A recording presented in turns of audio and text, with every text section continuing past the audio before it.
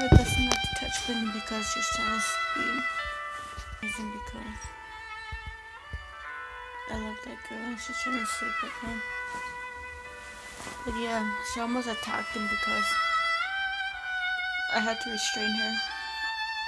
And I had to tell her to him because she was trying to attack her old one too. She tried to attack her too, but she had a knife right in her hand too, and the other side she had a gun. She was trying to attack back.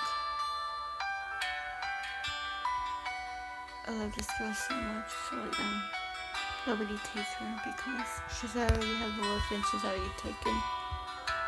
Yeah, whatever.